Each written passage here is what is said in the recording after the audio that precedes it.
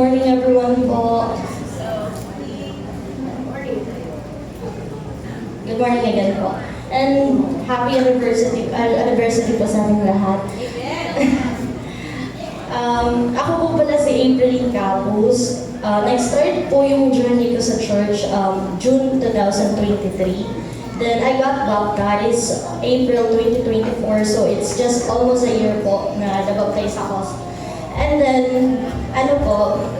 nung time na yon, yung asawa ko po, drummer po, matagal na po siya nagsaserve, pero ayoko po mag-church kasi sa mga dahilan na ayoko na mahabang buhok, ayoko na mahabang dress, ayoko na walang makeup, tapos Saturday and Sundays are my day off sa work ko po. So sabi ko wala akong oras para sa simbahan.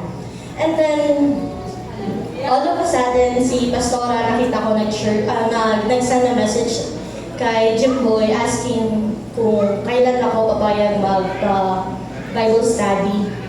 So, inaway ko po talaga yung asawa ko that time kasi ayoko nga po eh. But good thing, Pastora is persistent naman po na i-message si Jimboy para Bible study ako. And then, ayun po, no choice. In-accept ko po yung invitation, pumunta po siya sa bahay, tapos nag-Bible study po. Then, mga unang linggo, parang hindi ko po talaga ina-accept kasi wala po talaga sa loob ko magsimba, tapos buntis pa po ako that time.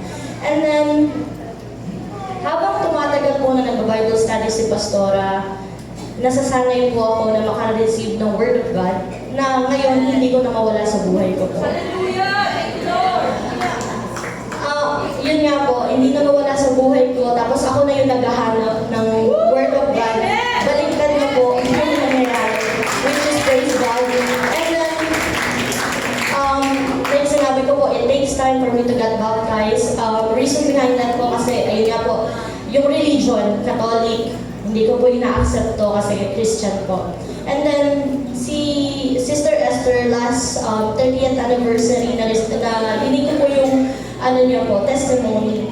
Sinabi niya po that time, aanin mo yung religion mo kung hindi ka naman, wala ka namang connection kay Lord. So, that time, parang nabagsakan po ako ng malamig na tubig sa ulo ko na sinabi ko, bakit ko pinapatagal? Bakit tinatalikuran ko yung salita ni Lord? Na kinakausap niya na ako na, tara na, nasa tamang lugar ka na. Yung Diyos na tapat, yung Diyos na dakila, yung Diyos na nagbibigay ng lahat, lagi ko tinatalikuran, nakakahiya po. So, praise God. Part na po ng music team. Praise God kasi hinayaan niya po.